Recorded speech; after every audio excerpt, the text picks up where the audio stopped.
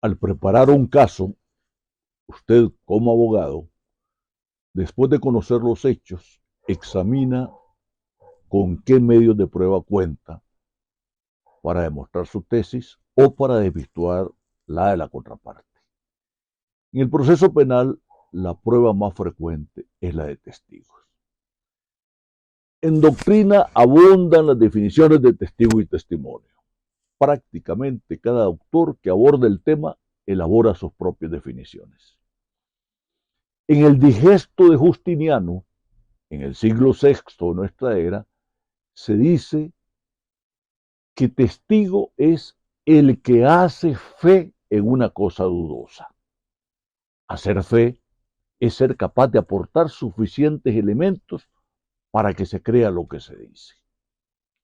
Y las 7 partidas de don Alfonso el Sabio en el siglo XIII definen que testigos son hombres o mujeres que aducen las partes en juicio para probar las cosas negadas o dudosas.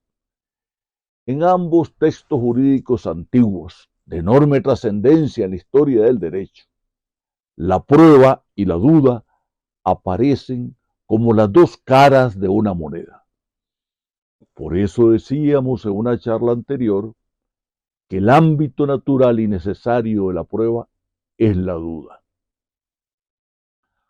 ¡Ay del juez que no duda!, decía Carneluti, y tenía razón en su imprecación, porque al prescindir de la duda estaría renunciando a la prueba, que es el camino que conduce a la verdad. Ahora bien, imagínese que usted es un juez que al llegar una mañana a su despacho y consultar su agenda, descubre que le han adjudicado el caso de un homicidio culposo causado en un aparatoso accidente de tránsito que usted presenció meses atrás cuando iba de regreso a su casa.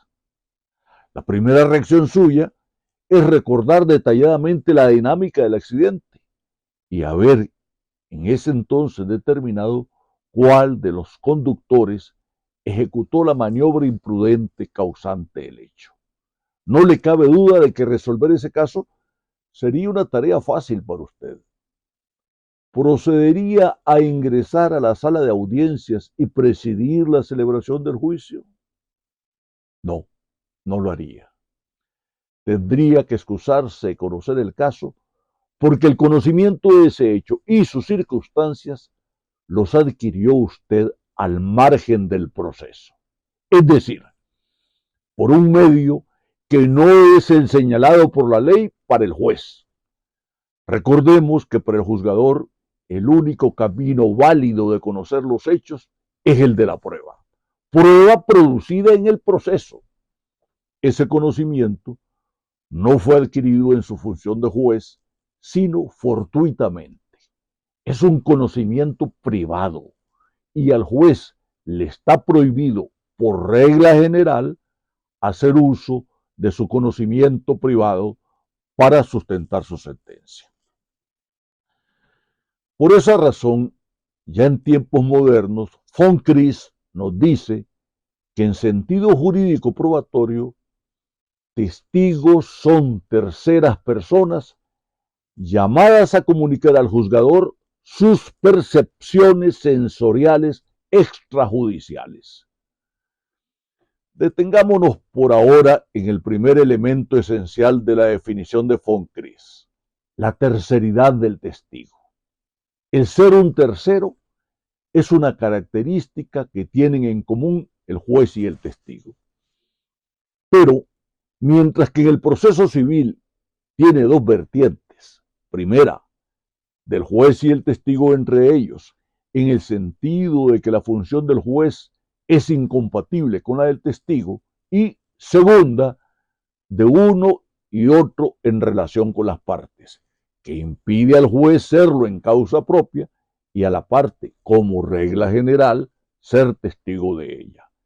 El caso particular del testimonio de parte discutido en la doctrina vendría a ser la excepción a la regla. Sin embargo, En el proceso penal, la exigencia de terceridad solo se da entre juez y testigo, porque más allá de la distinción entre partes materiales y partes formales, y aceptado que el moderno proceso penal sí es un verdadero proceso de partes, nada impide a la víctima declarar como testigo, aunque se haya constituido en parte acusadora en aquellos sistemas que permiten su ejercicio de la acción procesal penal. La condición de terceridad entre juez y testigo que comparte el proceso civil con el proceso penal se funda, como ya habíamos visto en una charla anterior, en la incompatibilidad entre la prestación del testimonio a cargo del testigo y la asunción o recepción de ese testimonio a cargo del juez, que exige de éste un examen crítico que sería imposible si llegaran a confundirse las funciones de uno y otro. En otro caso, el fiscal ha ofrecido como testigo a una persona que es dura de oído, casi sorda y ciega. En el momento de calificar la prueba, el defensor se opone a ese ofrecimiento, aduciendo la absoluta incapacidad del testigo. Volviendo a la definición que de testigo nos dio von Kris, debemos reconocer en ella un segundo elemento esencial, que es el que atañe al objeto del testimonio: las percepciones sensoriales del testigo, es decir, todo aquello que haya podido apreciar el testigo por cualquiera de sus sentidos. En el caso planteado, para calificar la prueba ofrecida, habría que considerar sobre qué punto concreto versaría el testimonio. Si fuera sobre algo que el testigo supuestamente vio, tendría razón el defensor, porque la incapacidad de aquel sería absoluta. Si el objeto del testimonio fuera algo que supuestamente el individuo escuchó, el testigo sería admisible y su problema auditivo tendría que ser considerado en un momento posterior, en el de apreciación o valoración de la prueba. Pero si la percepción se produjo por un sentido distinto a los del oído y la vista, no habría razón para considerar incapaz al testigo. Recuerdo el caso de una anciana viuda que aportó un dato de singular importancia en el esclarecimiento de un asalto del que fue víctima: el punto de tejido en hilo de lana del pasamontañas que cubría el rostro del agresor que la atacó por la espalda y que ella pudo palpar cuando llevó hacia atrás las manos en un afán defensivo. La testigo, experta tejedora, pudo percibir, gracias al sentido del tacto, que en el tejido se había usado un punto que no era el industrial. En este caso, se trataba del llamado antiguamente por la doctrina testigo perito y ahora, más propiamente, testigo técnico, del que hablaremos más adelante. En el caso del accidente automovilístico presenciado por el juez, su percepción fue fuera del proceso. Por esa razón, la ley le prohíbe hacer uso de ese conocimiento para juzgar. Pero tal circunstancia lo habilita para fungir como testigo. El tercer elemento esencial en la definición que de testigo nos ha aportado von Kris es la extrajudicialidad de la percepción del testigo. Recordemos que en la definición de la fuente de prueba dijimos que ella es anterior y ajena al proceso. Las fuentes de prueba, entre las que se halla lo percibido por el testigo, existen antes del proceso y aunque no llegue a haber proceso. Esto obliga a aclarar que la condición de testigo, al menos en sentido jurídico estricto, no se adquiere sino en el momento en que la persona es ofrecida como tal en el proceso. Pasando a otro aspecto del objeto del testimonio, es necesario precisar si al narrar el testigo debe impedírsele la emisión de cualquier juicio sobre el asunto. Es doctrina que puede considerarse ya superada de que el objeto de la prueba testimonial es únicamente la percepción personal del testigo, excluyendo el concepto de esta todo juicio y reduciéndola a la narración desnuda y llana de un hecho. Carneluti nos enseña que el testigo es no tanto el narrador de un hecho, cuanto el narrador de una experiencia. Y Altavila opina que narrar significa interpretar, significa deformar un acontecimiento haciéndolo pasar por el prisma de nuestra personalidad. Y advierte que el testigo no es una placa fotográfica en la que queda grabada la percepción del hecho con todos sus detalles. A su vez, De Santis enuncia el principio de que en la reproducción mnemónica de un acontecimiento, es decir, al recordarlo, se repite no ya la sensación de la realidad que ha sido percibida, sino la propia reacción ante esa realidad.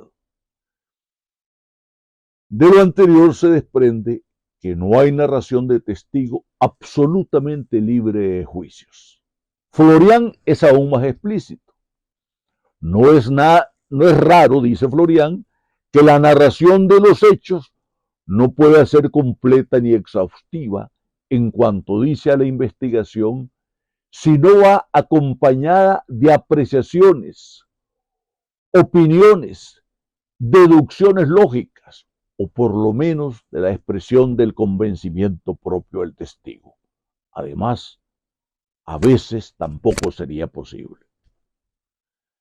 Habida cuenta de todo esto, gran destreza deberá tener el juzgador para distinguir entre el inevitable juicio que acompaña la interpretación del testigo de su propia percepción y una opinión elaborada con posterioridad. Sería perfectamente lícito que el defensor interrogara al testigo en qué funda su aseveración de que un vehículo circulaba a alta velocidad, o la de que la intención del acusado era dar muerte a la víctima. La experiencia en los tribunales nos ha enseñado que las opiniones sobre tiempo, espacio, temperatura y movimiento cambian de una persona a otra. Las personas mayores son propensas a una percepción exagerada de la velocidad. En cuanto al tiempo, es frecuente que se incurra en gran imprecisión. Un testigo declaró en juicio que el imputado había apuntado con su arma a la víctima durante 5 minutos.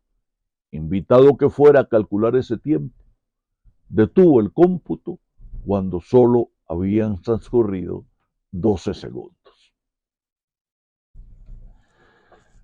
Otra faceta de la prueba testimonial en materia penal es la de su carácter histórico. El testimonio es el modo más adecuado para recordar y reconstruir los acontecimientos humanos, dice Florian. En contra de este criterio podría arguirse que la crónica, ya sea la histórica o la periodística, superan en mucho al testimonio en cuanto a fijar o precisar los hechos. Pero ello significaría pasar por alto que la crónica es un producto acabado que se nutre en gran medida de las versiones de testigos. Un producto ya acabado, como el que se espera llegar a tener al fin del proceso penal, para que el juzgador pueda sustentar su sentencia en la llamada verdad real o verdad material, es decir, en lo realmente acaecido y no en una verdad formal o aparente.